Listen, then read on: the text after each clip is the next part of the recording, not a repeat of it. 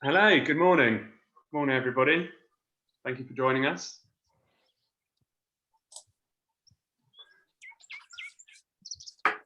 Hello, good morning if you're just joining us. Thank you. We're just going to wait just a little bit until everybody has come in. Good morning, everybody. Warm welcome. Thank you for getting up and joining us this morning.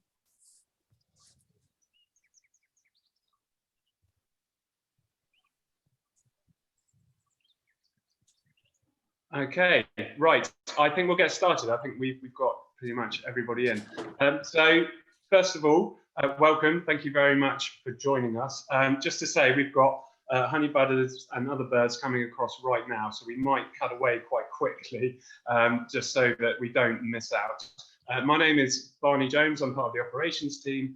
Joining me today is Andy Tucker, General Manager of Nature Trek, and who looks after our southern Spain tours. And of course, we have Simon and Nikki in location. So yeah, thank you very much for joining us. Beautiful day down here in Hampshire, even if it is a little bit cold, but I hope it's nice wherever you are. It's been a funny old spring so far, but I hope that you've been able to get out and enjoy some of the wildlife. This is the last virtual tour that we have planned for the moment, but we are actually working on some more in the background and some new locations, so please watch this space. I'd just like to say that you can use the chat and Q&A functions as per usual throughout the course of this virtual tour, and I'll just pass over to Andy to tell us more about the location of where we are. Thanks, Barney. Simon and Nikki, glorious morning over there in Tarifa, or near Tarifa. I'm just going to bring up a map in a second, but I don't want to miss out on any birds if you've got stuff overhead already. Glad you said that. Yeah. Yeah. There's well, these are coming up, so they're coming closer, so we'll wait a little, but we've already counted in the last half an hour over 200 honey buzzards going, so yeah, lots going. I'm going to try and get this group in the scope. They're a little bit distant at the moment, but maybe we find them. Yeah, they're really arriving thick and fast with scope cam, please, Barney. That would be lovely. I can see them with the naked eye now, so hopefully we'll get some nice scope views.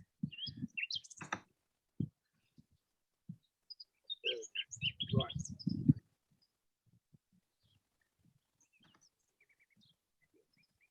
Wow, they're really coming fast. Right, Simon's on camera now, Nikki. Okay. Right, let's focus on that and then go up. There's one. There they are, honey buzzards. That's what we've come for, guys. That's Arriving fresh from Africa. Wow. I'm also going to flip my cam around because some of them may even be low enough for you guys to see. I'm not sure, so I'm going to point it up here. So we've timed this broadcast to go with wow. Sorry, that was almost too close for Simon to focus on. A lot of wow factor happening. So I don't know if they're visible in my camera because they're quite low overhead now. Is that a whole group of honeys going through? Yes, these are all honey buzzards. So we've timed this broadcast to go with what is on average the peak day for honey buzzard migration, May the 6th. And as luck would have it, we've had a couple of really windy days, and it's dropped off just enough today that they're really sort of coming through, but quite low as well. So you might notice that my camera is shaking a little bit because it is that exciting right now. We get, in the spring, we get around 15,000 honey buzzards come through, and most of those will be this week, and it's looking like a lot of them might be today.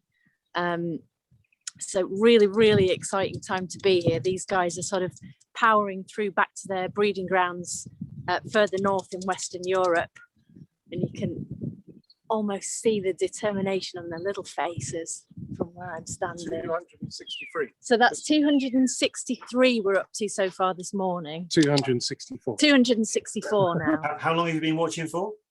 Only about from here, last 20 minutes. no more. So yesterday we counted over 1,000 coming through. Interestingly, they're coming in waves. So you get a block of them like that, then it goes quiet for maybe a few minutes, and then another wave. So, and we're spotting them quite a way out to sea from here. We're a little bit back off the coast. There's a nice kettle of honey buzzards there. Right. I'll try and get that in the scope. Yeah, there's maybe another 1, 2, 3, 4, maybe another 20 or so forming a kettle, just having crossed the sea where there's no thermals. They're now hitting the first sort of warm air rising off the land, and hopefully those are about to be in the scope. Maybe another 20 or so there. So as you were saying, Nikki, you've picked the date in the calendar, the 6th of May, which is typically the peak honey migration day of the year. Yeah. But to aid us in a further slice of luck, actually, you've had, well, look at that. Look, wow. You've had a week or so of really poor weather, haven't you? Strong winds. So what you think's happened is there's been a backlog of honey buzzards building up over northern Morocco. We can see Jebel Musa in northern Morocco in that panoramic shot there over your shoulder a couple of minutes ago. So now with the weather improving, all these birds are flooding through. And that's exactly right. Yeah, honey buzzards are phenomenal flyers, so they're not as limited by the weather conditions as the longer winged raptors, things like short-toed eagles and Griffin vultures, which really have to wait till it's perfect.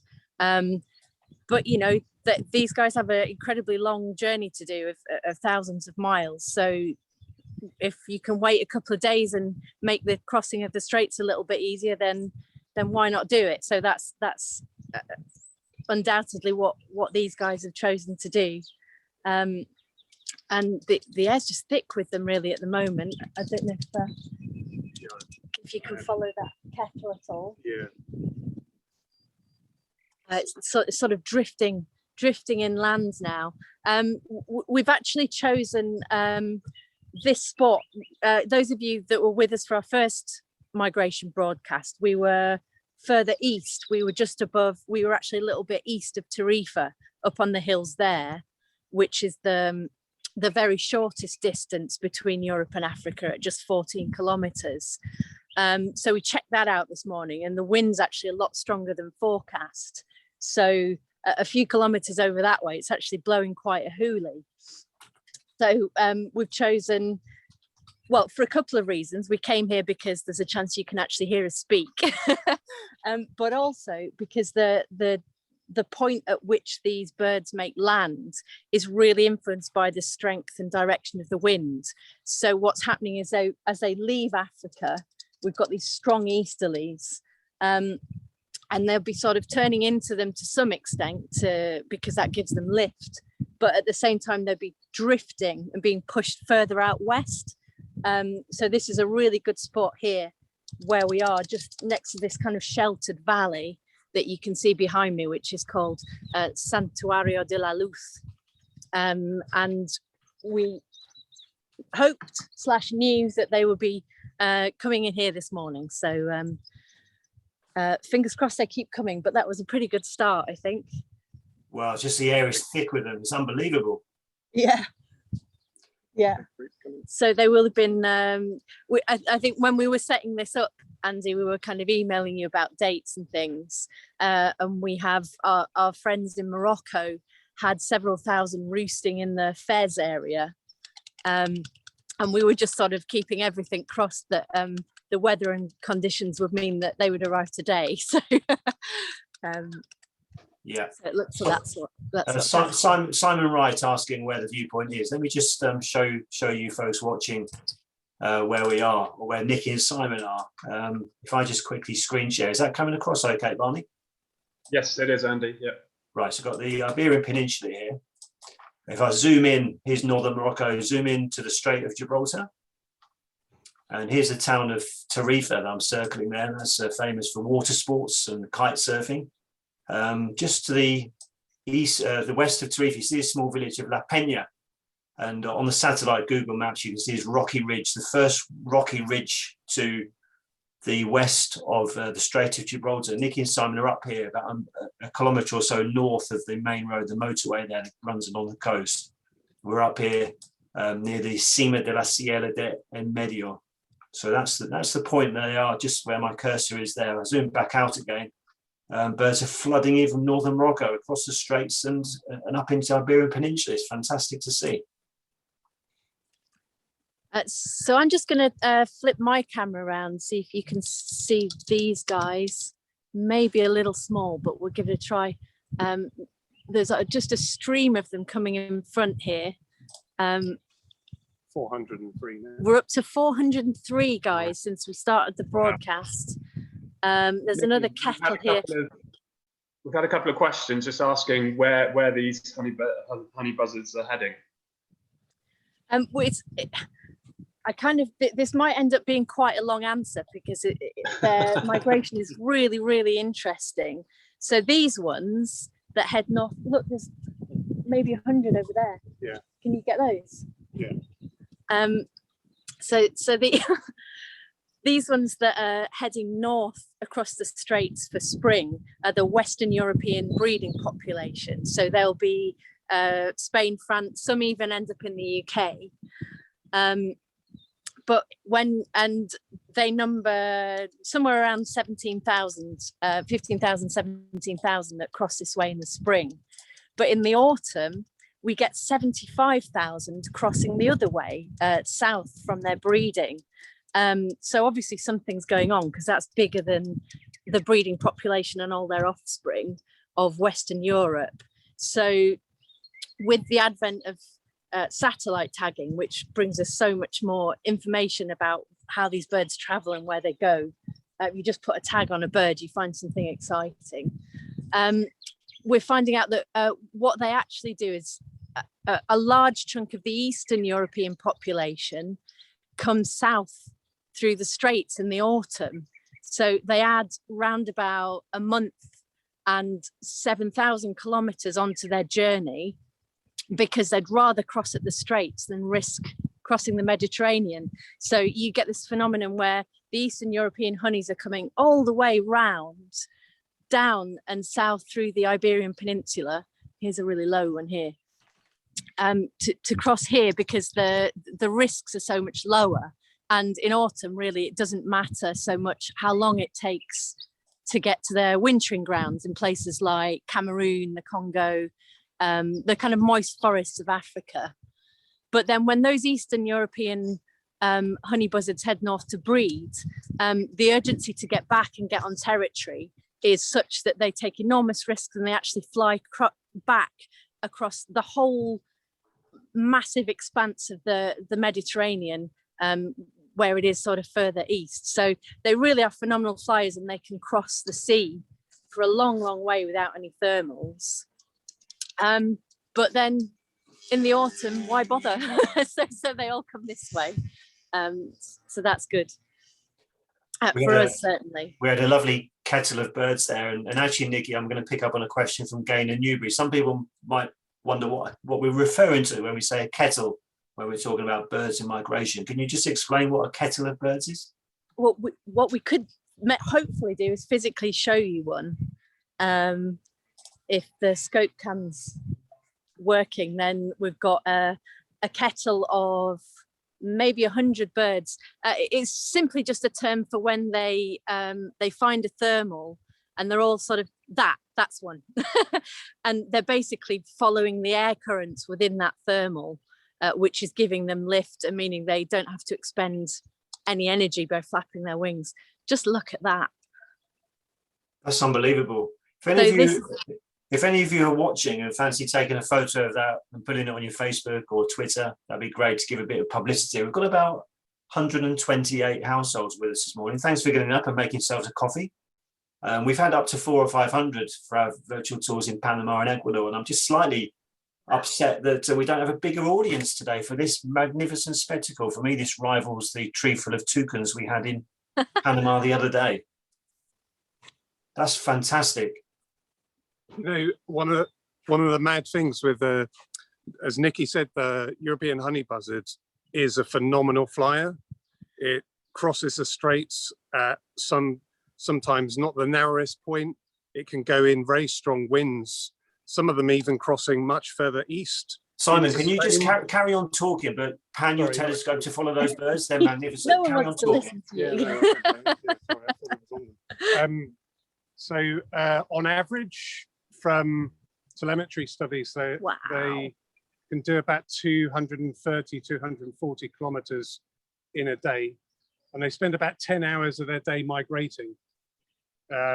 So these guys, if any of these individuals pairs are going up to breed in the UK, I know you don't have many, the rare breeding bird in the UK, maybe they'll take about 8 days to get to you now from here.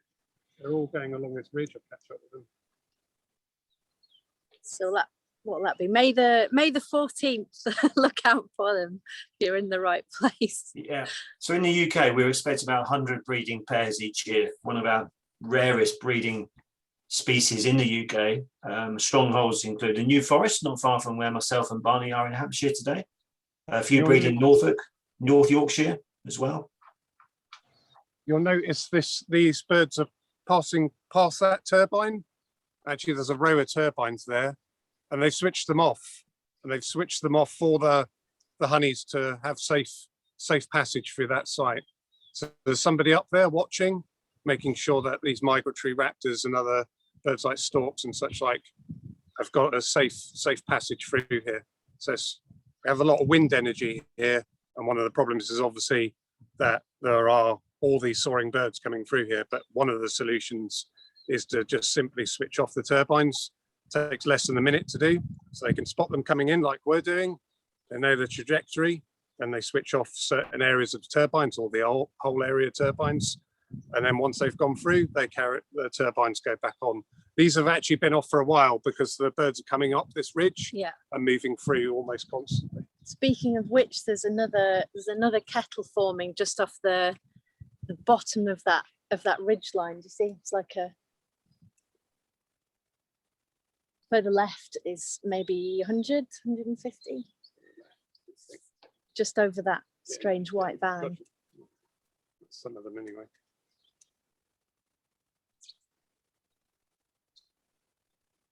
So fantastic. So this is another enormous group that's just piling in. They're really sort of the group right. Okay. They're really sort of popping off this. We're sort of mid-morning here, and it's been sunny for a few hours. So there's real thermals really starting to come off these ridges and hillsides around us. Wow, look at that! It's just phenomenal. That's amazing. I get to watch it live and on scope cam. It's I don't know quite where to look. But yeah, fantastic. If you they're type really drawn to this feature, I think, because they're really just popping off the thermals that are rising off it. So that's wonderful. I think when I picture raptor migration, and if I want to go and see the spectacle, I think of Israel and maybe points in Central America. But in Southern Europe, there in Spain, you've got one of the best raptor migration spectacles on the planet, haven't you? Absolutely. I'd argue it's better here because of the weather and the way the birds move and the cheese, of course. Yeah. Don't forget that. But seriously, because you have these crosswinds, it means you can get this bottling up in numbers. And actually, one of the things that I really like at the end of July, is mad to think that in July, some of these birds are going to start going back. The black kites start, the white storks going back. We literally have a month gap before they start going back. There's a bee. Some bee eaters coming through. Maybe. Yeah, sorry, Simon, I'm going to have to nag you to get back to the scope. Yeah. No worries. Yeah. In Spanish, I love the name of this bird in Spanish, Nikki. If you type it into Google Translate, it will say buitre de miel, literally honey buzzard. But actually, the Spanish name is abujero. Beekeeper. Beekeeper. Yeah, beekeeper. Yeah.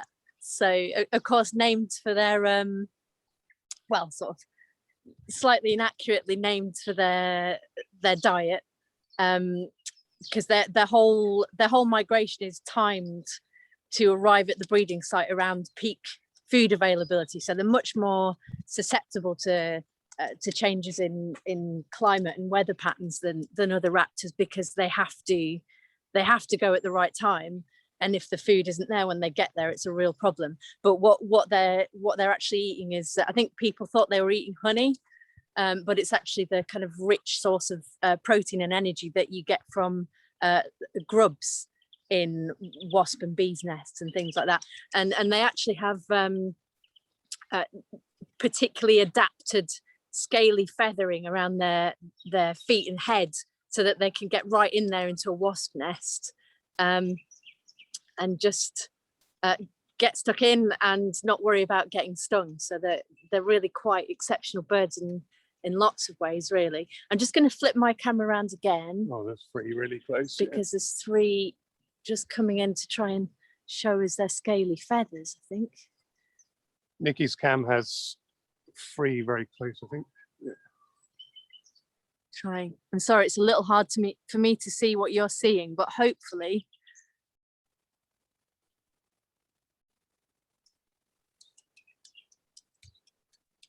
it's picking those up. What's that bird singing in the background, guys? There's nightingale and corn bunting singing in the background, Serian calling, Thekla's lark as well, greenfinch. But that really fluty note is the nightingale, which is actually really quite close. All the bushes around here, any suitable habitat is full of nightingales at the moment. It's just slightly blurred, Nikki. I think we can see what you're looking at. But, unfortunately, I can't adjust it. It has to pick up the thing itself. So okay, maybe I'll try. Maybe you can. I mean, that's going to be quite something if I can. Yeah. Linda Matthews asks, "How do you count them?" Paul Cottis thinks you've missed one. Yeah, I missed. Yeah. Okay. Thanks. Got it. We were saying about the kettles. You can't count them in the kettles because they're whirring around, so you have to watch. Yeah, you have to watch what they're doing, and once they spiral out of that, they go into a line, making it a lot easier for them to be counted. So you have to watch them all the time. And when they're in, well, Nikki, maybe you can get that idea. I can't get that; it's too close. There are 4 just above our heads here. Yeah, maybe you can see those now. Apologies for the shots of blue sky, although you guys probably don't mind that so much, do you? It's very welcome. We can see the birds there. They are small dots, but we can certainly see them there. Fantastic. Right, there we go. So I'm going to get this kettle over here. Okay, so here comes another enormous group, which Simon's going to put the scope on. I like your confidence, but I'll try. They're quite high up there. Right, put that there.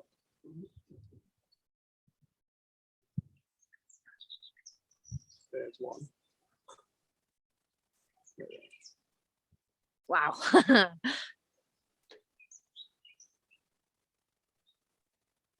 So it's been really quite a, well, every day is a good day in the Straits, but we're still seeing black kites coming through.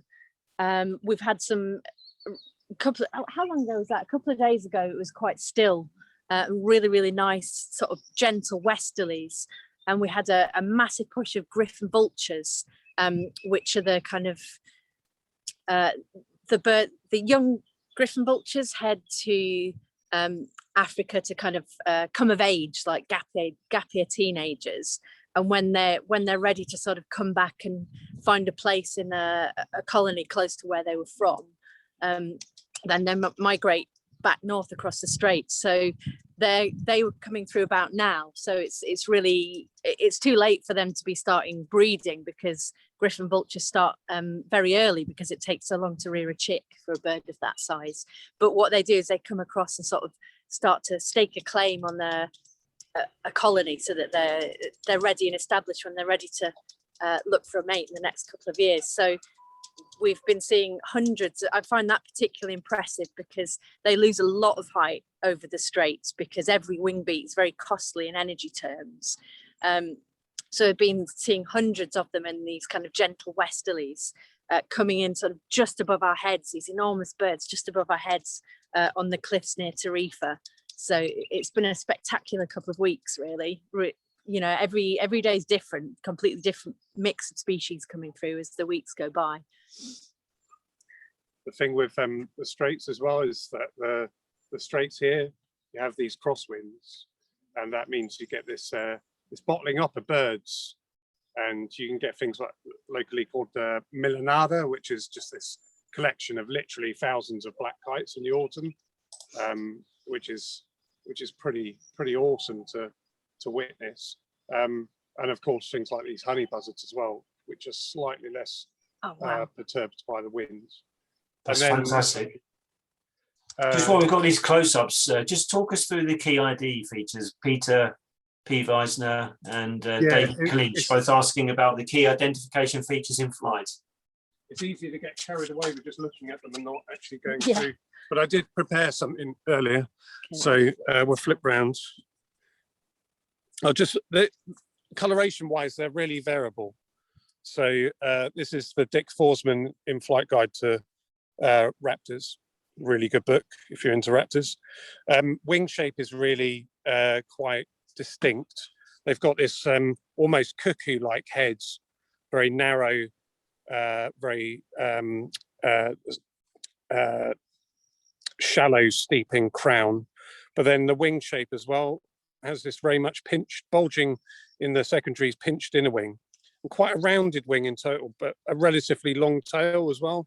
This one shows it quite well in terms of the flight feature.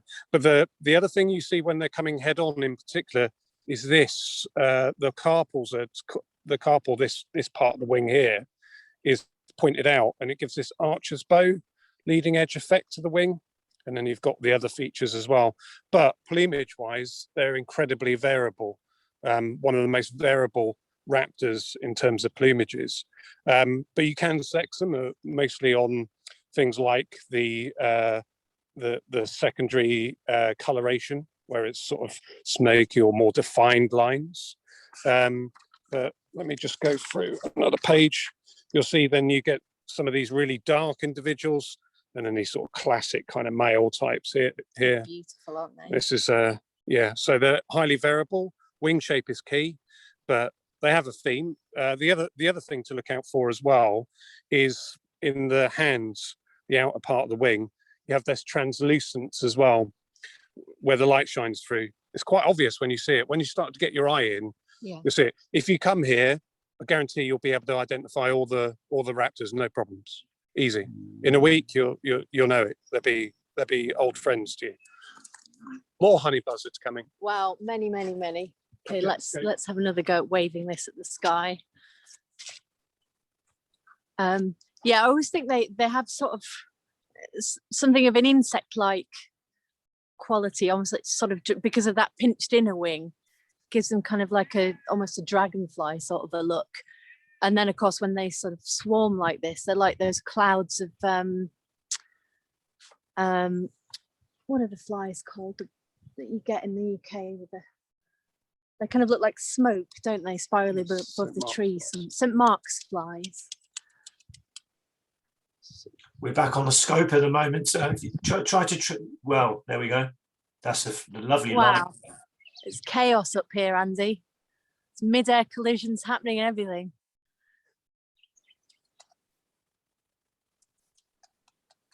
There's a lovely pale plumage bird there, stunning. Yeah, some of those. So you get everything from really dark to really pale. But this one, you can see that archer's bow leading edge of it, and the relatively short, thin head and that longish tail. But you might be able to see the translucence in that one as well. This one. Wow. You're doing a fantastic job tracking these for us. We're getting some wonderful views. Oh, this one. That's about my limit. That's right overhead. Right, let's just straighten out. Okay.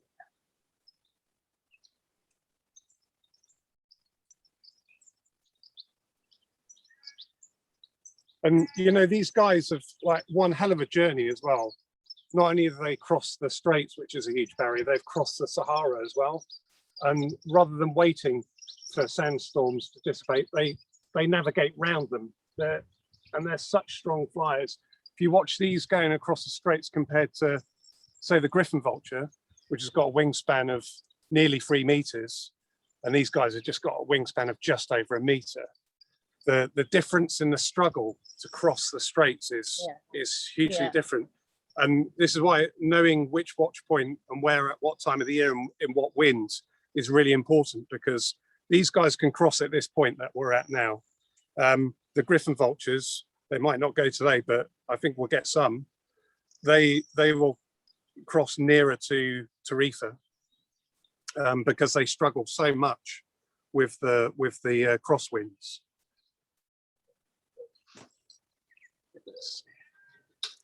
We do so many tours with you two in southern Spain, right the way from mid-March through to the end of September. But it strikes me that we don't actually do a honey buzzard special in early May. I think we should do one. Well, that sounds like a plan. Yeah, sounds good to us. One there.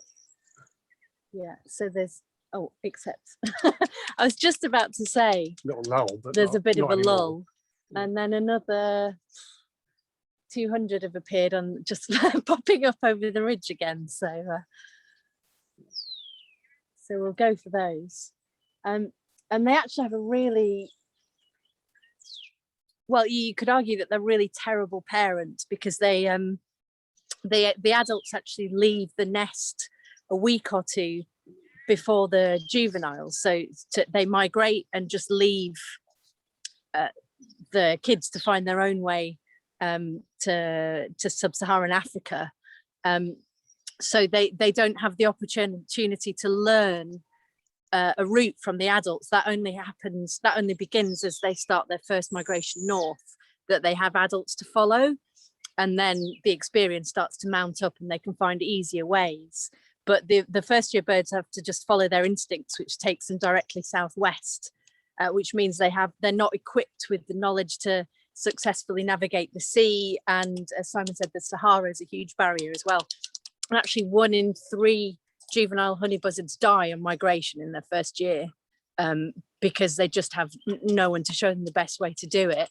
But that's a strategy, because every day that the parents delay, if they delayed their own migration to help the kids, as it were, then they increase their own risk of dying, and they've already proven themselves to be successful breeders. So their strategy is it's much better that their own survival takes precedence over the youngsters. Well, the males leave first, don't they? They leave in the autumn. First. Margaret Holmes, thanks for your question. Nikki, I think you two are down to lead the Go Slow tour in Malaga next May, mid-May. Would you see honey buzzards on that one? You see honey buzzards on that one? It's possible, but it would be more likely to see them this side. That we do, if the wind is strong from the west, the honey buzzards will cross to enter near Malaga. So it is possible. We have friends up there. Last week when we had the westerlies, they were crossing at that point. So, but it's a lot harder to judge, of course. But here is where you're going to see the vast majority of the honey buzzards crossing. It's real concentration here.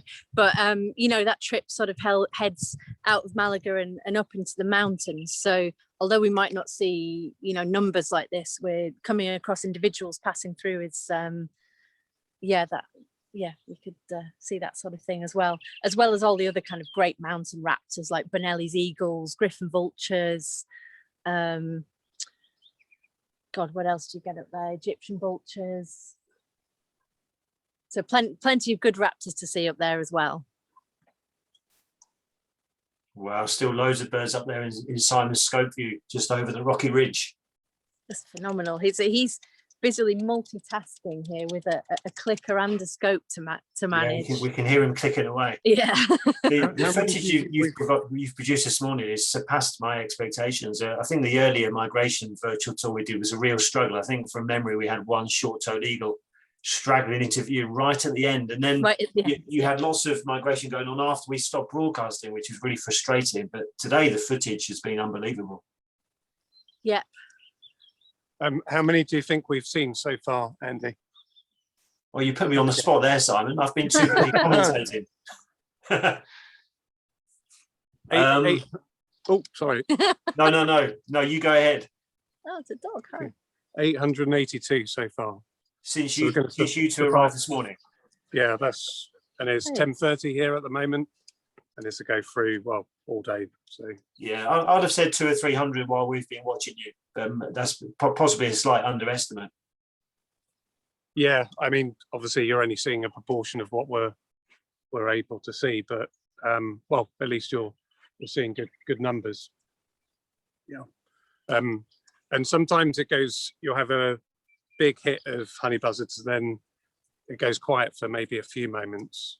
Like at the moment, I think maybe there's one there, Yeah. but maybe at the moment there's going to be a bit of a lull, and then it'll come again.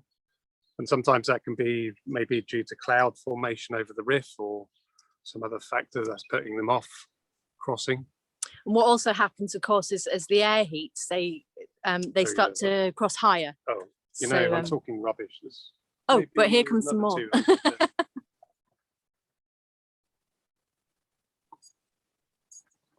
So we'll just try and get those in there for you as well. Nikki, Oh, how wow, long do there they they tend are. to live for? Sorry, Barney? How long do they tend to live for? That's a good question. Do you have a lifespan for honey buzzards? I don't, but I think maybe between 7 and 4, Got- 7 and we've got 15 years. We've something got like a friendly dog has turned up from somewhere. Sorry. that. Yeah, about 10 years, something like that. I'd have to. About a decade, we're thinking. So it tends to That be, size. yeah, sort of, you can kind of judge these things more or less based on the size of the bird in some respects. So we've got, at the top end of the scale, we've got Griffin Vultures that live for sort of 40, 50 years. And then these guys that kind of live fast and hard and only last for 10.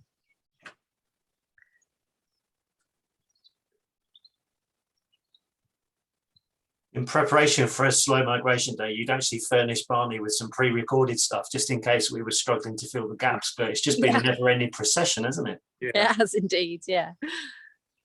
Is there anything you'd like Barney to cut in with and show people? Just if there's a quick lull in the action, or should we carry on watching live? Should we just cut to that slow-mo so you can actually see how these birds struggle across the Strait? So I think that's always a good illustration. We don't need to play all of it, just a little pop. And then by that time, this group of honey buzzards will be here. Yeah.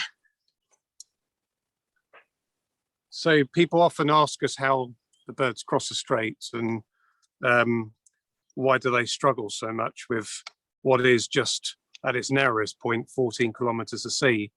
But the problem they have is that they are designed for thermaling.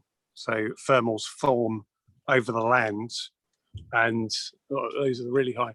And got a load of swifts coming through as well, which unfortunately I think will be too small and high for these guys. Too hard to follow. Yeah. And of course, as soon as they go over the sea, they start dropping. So they start losing a lot of altitude. And hopefully Barney will have a slow-mo. It's not great footage, but it does classically show how this short-toed eagle, which is, hopefully we'll get that plate, you'll see this short-toed eagle. So I slow-mode this, so it's slow motion, so you can see what this guy's doing. So this is at a watch point over to the eastern side of the strait because the wind was blowing in the west. Birds were still crossing. There's always this desperation in the spring, it seems, to go to find love. So this guy is actually flying sideways. Yeah. And the reason it does that is lost so much altitude. So it gains as much altitude as it could over Morocco. And now it's near the coast of Spain. It's still over the sea, but it's very low. And what it's doing, it's actually turned itself into the headwinds, which is slowing its ground speed, of course, but it is giving it a little bit of lift as well. So you can see it actually doing that.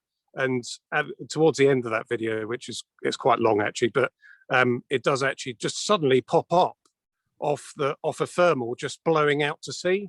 And that often happens you'll see sometimes that thermal, if the wind is right, a little bit of north wind in the spring will actually blow a little bit of thermal out over the sea, and that must be a godsend to long-winged raptors like short-toed eagles, which big winged eagles. Thanks, Barney, that's awesome. Not the most in focus imagery, but it does illustrate the point of how those birds are crossing, and short-toed eagles are one of the ones that really do rely on this narrow point, along with griffin vultures and other large-winged raptors. But the honey buzzards too, but a lot less so than those bigger raptors. It's really awesome to see. Unfortunately, like really hard work, didn't it? Unfortunately, sometimes the yellow-leg gulls, in defence of their homestead, will attack the raptors over the sea, which is a bit of a mixed emotions. Yeah. It's like, well, leave them alone, but they're obviously defending their nest sites and stuff. So, just imagine being that griffin vulture. You can see the coast of Spain. You're just about to come into Spain. You've made it. You think you've made it, and then suddenly you get attacked by a group of yellow-leg gulls. So, not a very warm welcome to Europe. I don't know if you might want to. Yeah, that's nice. Isn't it? Yeah. Just while you're focusing on those, Simon, just to pick up on a couple of comments. Stuart Gillies, thanks for your comment. Top knowledge when put on the spot. BTO facts, that's British Trust for Ornithology. Oldest honey buzzard from ringing, 12 years, typical 9 years, Stuart says, in terms of lifespan. Great views here again. Kettle coming in. Gaynor Newbury, I'm a bit confused. Sorry, have these birds already bred or are they migrating to breed? They are migrating to their breeding ground. So you'd like to think some of these birds are on their way to the UK, as I mentioned earlier, New Forest, Norfolk, Central Scotland, North York Moors. These birds are on their way to nest build and to mate. Clive Fremantle, good to have you with us, Clive. Do they have a local roost and rest when they complete a crossing, or will they push on out of the area today? It all depends. To be honest, once they make land today, it's the middle of the morning, it's a gorgeous day. They could be halfway across Spain without flapping their wings again. So many of these will probably continue on, but we often end up with another wave at the end of the day. And they might perhaps choose to roost locally. And we actually get quite a lot around our house, don't we? There's a really nice wooded hill above where we live in the village of Facinas, which is part of Los Alcornocales Natural Park, which is a massive cork oak forest. And they often drop in there. So when I go out for a walk in the morning, they'll just be sort of like rising out of the trees en masse, getting ready to start their journey north again. So that's another really great way to experience something like that. And particularly in the autumn, you find that I always think the desperation to get to in the process of making more honey buzzards. Yeah, there's quite a bit of desperation to get to the breeding sites, take up the best areas. But in the autumn, maybe things are a little bit slower and more protracted in some ways. So you'll see birds enter the Strait in the autumn, but they come into like the valley here where there's a nice cork oak forest, or as Nikki says, over near Facinas, where there's also cork oak forest. And yeah, you can find quite big congregations of them actually roosting. Which is really nice to see. Right, back on the scope. Back on the scope, Simon.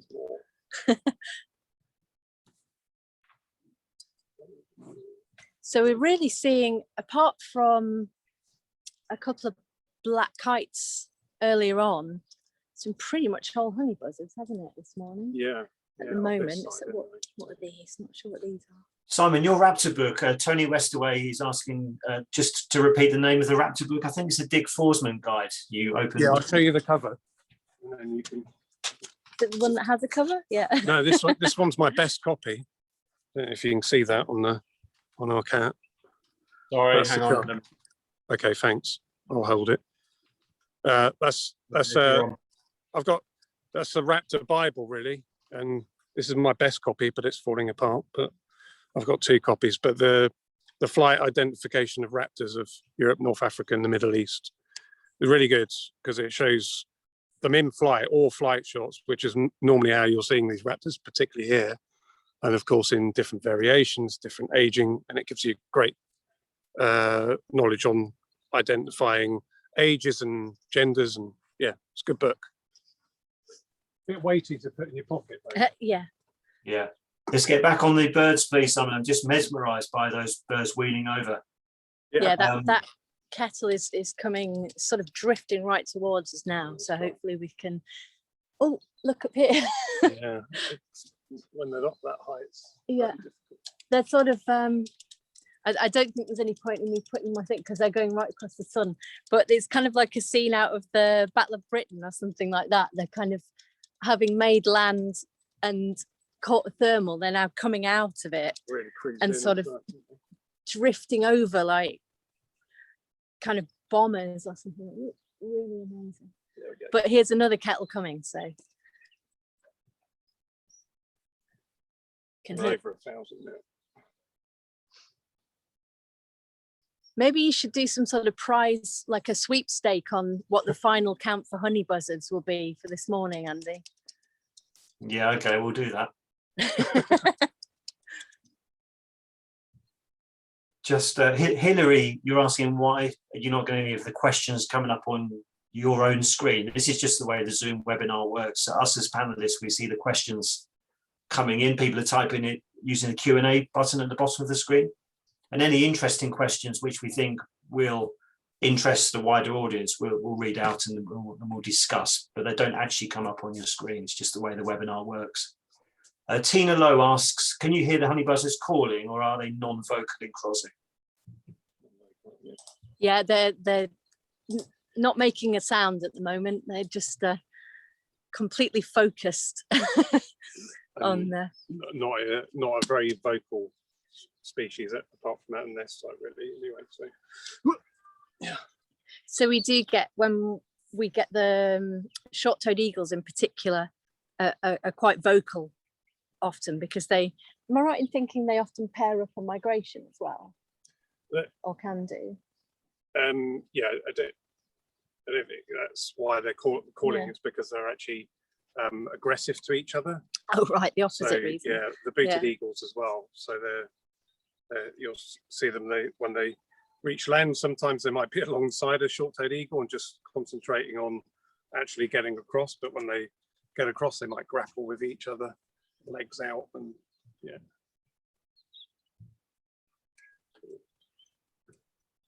So here's some more honeys coming in. Some really nice close views this time. Nice work, Simon. Bee eaters coming as well. Yeah.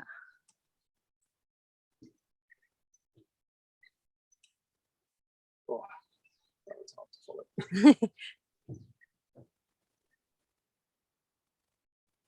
Okay, let's try it for the next. A question from Hilary Green. Do they ever collide as they saw on the thermals? Not really, no. But sometimes if the wind is particularly the larger winged birds like the storks, you can see sometimes they sort of paddle their feet off another one's back. So yeah, they don't really collide, but they can get pretty close at times, certainly. Yeah, they seem to know what they're doing, but the wind is obviously, you know, if you're crossing like that is a bit of a struggle. But once they're up on the thermal, then they're experts at thermal riding in groups and individually. They actually, certainly with storks anyway, they watch not only, they watch very closely the storks just around them, but they also watch what the other storks are doing within the column, because they can judge by a bird's speed how close it is to the center of the thermal and therefore how efficiently it's flying. So we know this through satellite tagging. Again, they managed to tag some storks in Germany that migrated together, and they got to follow them, how they move within a thermal whilst they're kettling, and they actually act, the whole flock acts together as a kind of sensory array by watching each other very carefully, and picking out which stork is and this applies, you know, across all the soaring birds, but they use storks for the study. They can actually pick out exactly where the most efficient part of the thermal is by working together and then navigate within that thermal. So it's really fascinating data to read.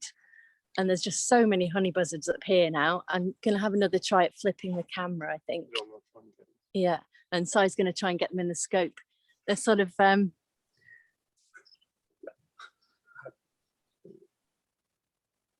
Across the moon. they're flying across the moon, which is that kind of dream photograph. Wow. Wow. That's amazing. Wow.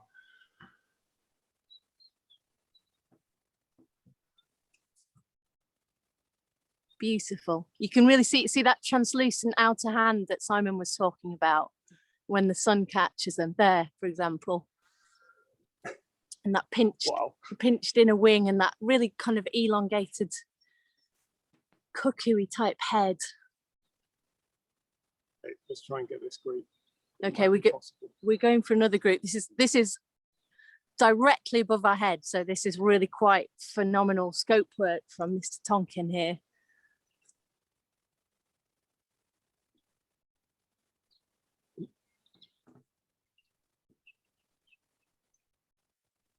Wow.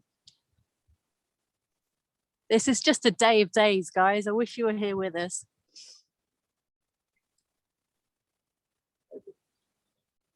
Well, I think we've got the next best thing. Yeah. Well done, Si. That was great. Brilliant.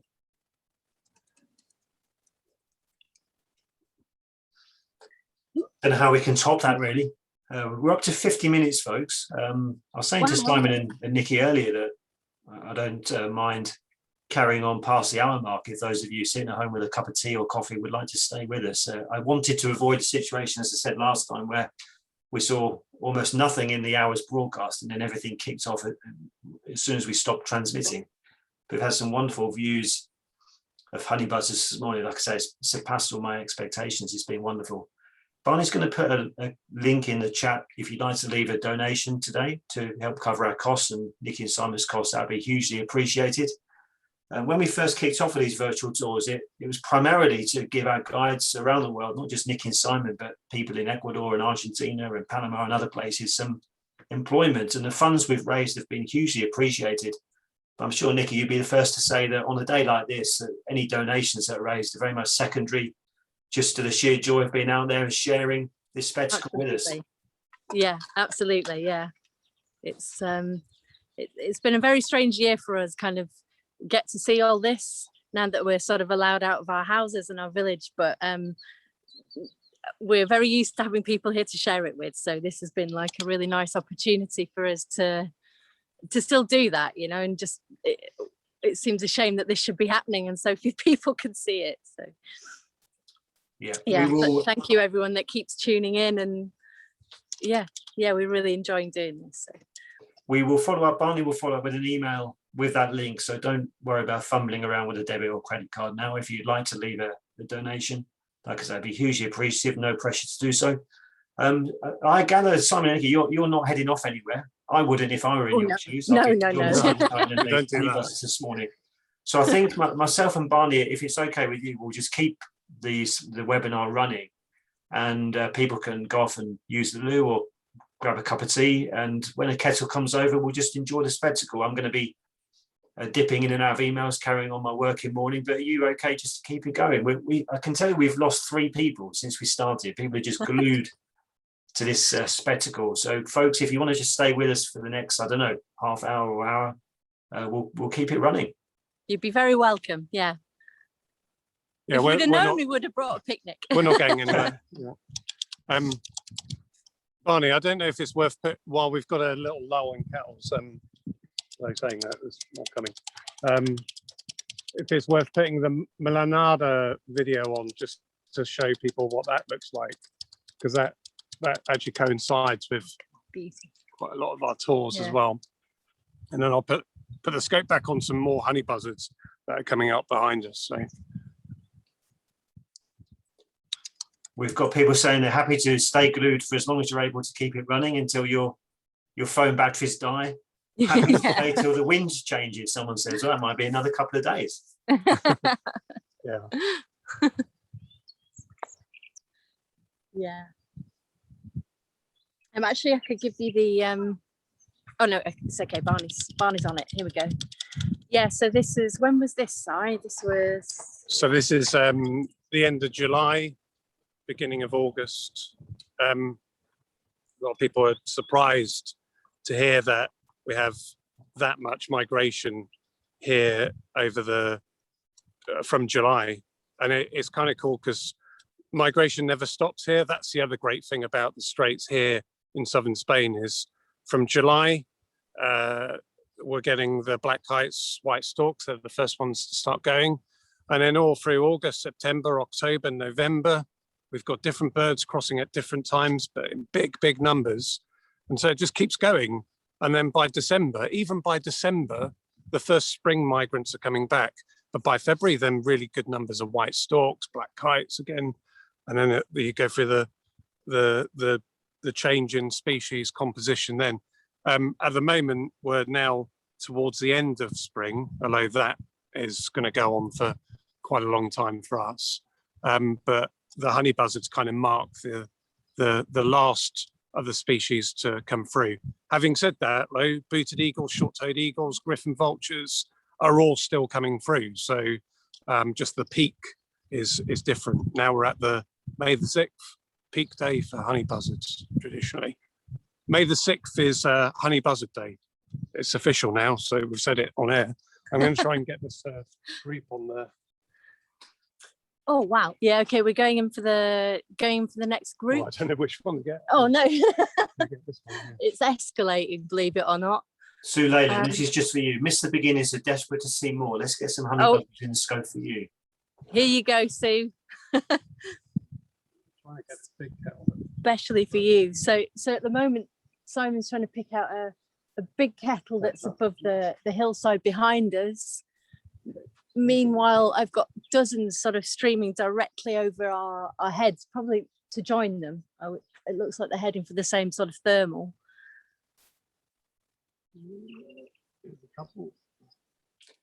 Here we go.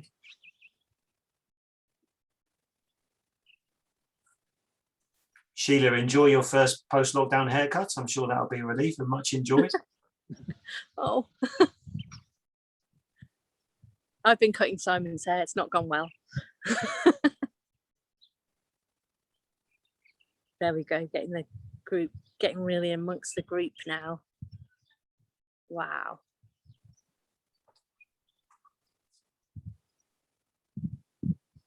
Paul Cottis, I'm with you. I need to find my kettle as well in my kitchen, and then I'll be straight back.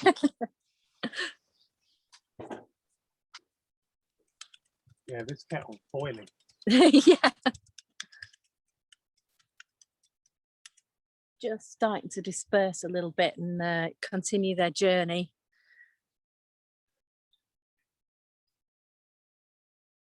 The turbines off. Yeah, they've been off all morning. Because although it's sheltered where we are, it'll be quite windy up on that hill. So it's they're actively keeping the turbines still whilst this is going on. So wow, look at that lot.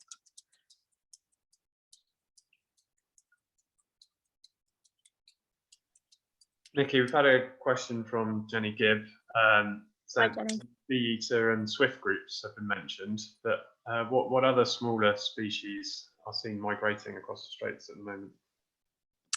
Oh, well, so those are the ones that we see the most of, I guess, actually, whilst they're crossing the Strait, because they're some of the fewer small birds that migrate during the day. But then sort of April, May time, every morning is like a gift, really, because a lot of small passerines cross under cover of darkness to avoid migration. So really pretty much anything that arrives to the UK as a spring migrant, we see coming through here at some point. We get large amounts of common red-starts, willow warblers, chiffchaffs, blackcaps, which both winter here and come from further south. Oh, what else? Coming here and from the south and sort of staying here, we have a lovely selection of warblers and things. Well, like we have Western Benelli's warbler that have turned up fairly recently. One thing that we may be able to get a look at is the beautiful Yeah, I forgot about that. black-eared wheatear, which is perhaps arguably even more attractive than a northern wheatear. And there is actually a breeding pair around this site, What a wazzer. I forgot all about that. which with a bit of luck, it might sort of pop up and we get you some views of that. Yeah, so that's the area that normally. yeah, right. So there's a pair here. Share that building with the goats. There was actually a northern wheatear earlier with the pair of black-eared wheatears. Oh wow. Quite a bit late that one, but Yeah. yeah, they're not showing at the moment. And guess what? More honey's coming with some black kites, booted eagle as well. A bit further out, but we'll get them. They're coming up this way. Oh, and of course, turtle doves. We get a lot coming through. Some stay, common cuckoo. Basically, if you're missing it during the winter, then it generally sort of comes back through this way in the spring. So a really good selection, and an ever-changing selection as well. We never quite know what's going to be waiting for us in the morning. Nightingale, of course, which you may be able to hear sort of singing around us. Swallows, barn swallows, house martins, sand martins, all of them. A lot. Yeah. So in the next 48 hours or so, the UK government is supposed to be telling us which countries are going to be what have you. COVID in general here seems to be pretty much under control and restrictions continue to lift. What's the current situation in Spain at the moment?